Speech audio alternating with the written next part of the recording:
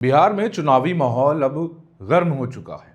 कांग्रेस नेता राहुल गांधी ने बुधवार को एक बड़ी रैली से अपने अभियान की शुरुआत की और प्रधानमंत्री नरेंद्र मोदी पर सीधा हमला बोला। राहुल गांधी ने कहा कि प्रधानमंत्री वोट पाने के लिए कुछ भी करेंगे। हमें सिर्फ आपका वोट चाहिए। अगर आप कहोगे नरेंद्र मोदी जी आप ऐसा ड्रामा करो वोट के लिए, वो कर देंगे। जो भी करवाना है करवा लो। मैं कह रहा हूं आप उनको कहो कि देखो भैया हम आपको वोट देंगे, आप स्टेज पे आके नाच लो, वो नाच लेंगे। नाच लेंगे, कह रहा हूं आप कोशिश करो। मोदी जी आइए, स्टेज पे आइए, भाषण मत दीजिए, डांस कर दीजिए, हम आपको वोट देंगे, देखना कर देंगे। जो भी करवाना है करवा लो चुनाव से पहले। जो भी करवाना है चुनाव से पहले करवा लो। चुनाव के बाद नरेंद्र मोदी नहीं दिखाई देंगे। राहुल गांधी ने यह भी कहा कि भाजपा ने महाराष्ट्र और हरियाणा में चुनाव चुराए थे और अब बिहार में भी वही कोशिश होगी। जब वोट चोरी करते हैं तो ये इस पर आक्रमण करते हैं, अंबेडकर जी के संविधान पर आक्रमण करते हैं। जब ये हिंदुस्तान की किसी संस्था को खोखला करते हैं, जब ये वाइस चांसलर को आरएसएस के आदमी के हाथ में दे देते हैं, तो ये संविधान पर आक्रमण कर रहे हैं। और मैं आपको बता रहा हूं, संविधान की हम रक्षा करेंगे और इसको कोई नहीं खत्म कर सकता है। राहुल गांधी ने दिल्ली में छठ पूजा पर भी प्रधानमंत्री पर तंज कसा। उन्होंने कहा कि प्रधानमंत्री ने यमुना नदी नहीं, एक कृत्रिम तालाब की पूजा की। वहां यमुना नहीं है, एक तालाब है। प्रधानमंत्री अपने स्विमिंग पूल में छठ पूजा करने गए थे। एक तरफ यमुना, फोटो देखी आपने, वो देखी, एक तरफ यमुना, गंदा पानी, उसको अगर कोई पी ले या उसमें घुस जाए बीमारी हो जाए। दूसरी तरफ छोटा सा मोदी जी के लिए तालाब, दूर दूर से पाइप से पानी आता है। एक हिंदुस्तान, मोदी जी वाला हिंदुस्तान। अगर मोदी जी को ड्रामा करना है, छठ पूजा का ड्रामा करना है, तो पानी आ जाएगा, वीडियो कैमरा आ जाएंगे,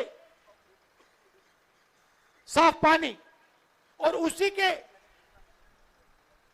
10 गज दूर हिंदुस्तान की सच्चाई। टीवी पे आया, टीवी पे वो पाइप दिख गया कि भैया नरेंद्र मोदी जी नहाने आएंगे, बाकी हिंदुस्तान गंदे पानी में नहाएगा। नरेंद्र मोदी जी के लिए साफ पानी आएगा, पाइप में तालाब बनाया जाएगा, मोदी जी ड्रामा करेंगे। ये पूरे हिंदुस्तान ने देखा है, पूरे हिंदुस्तान ने देखा। और जैसे लोगों को वो पाइप दिख गया, नरेंद्र मोदी कहते मैं तो नहीं जाऊंगा। राहुल ने कहा कि यह पूजा नहीं बल्कि दिखावा था। भाजपा ने राहुल गांधी के इन बयानों को गलत और अपमानजनक बताया। पार्टी ने कहा कि राहुल गांधी ने उन लोगों का अपमान किया है जिन्होंने प्रधानमंत्री नरेंद्र मोदी को वोट दिया। राहुल गांधी ने भारतीय मतदाताओं और लोकतंत्र दोनों का मजाक उड़ाया है। भाजपा ने कांग्रेस पर घुसपैठियों के साथ खड़े होने का भी आरोप लगाया। उधर दरभंगा की रैली में गृह मंत्री अमित शाह ने कहा कि कांग्रेस झूठ फैलाकर जनता को भटका रही है। उन्होंने राहुल गांधी की वोटर अधिकार यात्रा को भी राजनीतिक नाटक बताया। भाइयों बहनों, एक आध महीने पहले राहुल बाबा आए थे यहां, अब एक महीने बाद आज फिर से आए। पहले आए थे तो घुसपैठिया बचाओ यात्रा निकाली थी। मैं आज बेगूसराय वालों को पूछने आया हूं, भगवान परशुराम के अनुयायियों को पूछने आया हूं, बिहार की मतदाता सूची में बांग्लादेशी घुसपैठिए होने चाहिए क्या? जोर से बोलो, होने चाहिए क्या? ये लालू और राहुल दोनों बांग्लादेशी घुसपैठियों के संरक्षक बने। मगर मैं आज आपको वादा कर कर जाता हूं, हमारे चारों प्रत्याशियों को चुनकर भेज दो। बिहार की भूमि पर से एक एक घुसपैठिए को चुन चुन कर निकालने का काम भारतीय जनता पार्टी करेगी। तेजस्वी यादव जो महागठबंधन के मुख्यमंत्री उम्मीदवार हैं, उन्होंने भी एनडीए पर हमला करने में कोई कसर नहीं छोड़ी। उन्होंने कहा नीतीश की सरकार बीजेपी के रिमोट से चल रही है। उन्होंने कहा कि बिहार को रिमोट से चलाने की कोशिश पूरी नहीं होने वाली है। तेजस्वी ने मुख्यमंत्री नीतीश कुमार पर दया जताते हुए कहा कि उन्हें दुख होता है क्योंकि निर्णय लेने वाले आदमी अब मुखौटा बनाकर छोड़ दिए गए हैं। हम लोग बिहारी हैं, कोई बाहरी नहीं आएगा बिहार को चलाने। बिहार का लाली बिहार को चलाएगा। ये लोग रिमोट कंट्रोल से चलाना चाहते हैं। हमारे चाचा की तो स्थिति रही नहीं, उम्र हो गई है। हम पूरी संवेदना है, सहानुभूति है उनके प्रति कि उनको केवल अब मुखौटा बना दिया गया है, केवल मुखौटा। तेजस्वी ने कहा कि अब बिहार को असली बदलाव चाहिए, रोजगार, शिक्षा और सस्ती जरूरतें। इन सब के बीच अब एक नया विवाद भी सामने आया है, जननायक का।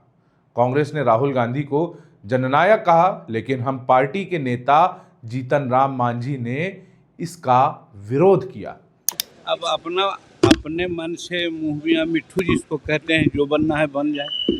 और जननायक होने के लिए बहुत तरह की बातें होती है और जनता एक्सेप्ट करती है, जनता बोलती है। हमारे कर्पूरी ठाकुर जी जननायक थे, उनको अपने नहीं कभी बोले थे, लेकिन आज उनको सब लोग जननायक कहते हैं। और हम तो कहते हैं जननायक, उनको बोलना जननायक पद जो है उसके गरिमा को धूमिल करने की बात है। वैसे आदमी को जो जननायक की बात है। इसके बाद समाजवादी पार्टी ने अखिलेश यादव को भी जननायक कहा। बिहार की सियासत में अब असली जननायक कौन है, इस पर भी बहस तेज हो गई। बिहार चुनाव 2 चरणों में होंगे। पहला चरण 6 नवंबर, दूसरा चरण 11 नवंबर और नतीजे 14 नवंबर को आएंगे। अब सबकी नजर इस बात पर है कि क्या राहुल गांधी और तेजस्वी की जोड़ी वोटरों को मना पाएगी या फिर एक बार फिर बिहार में कमल खिल जाएगा।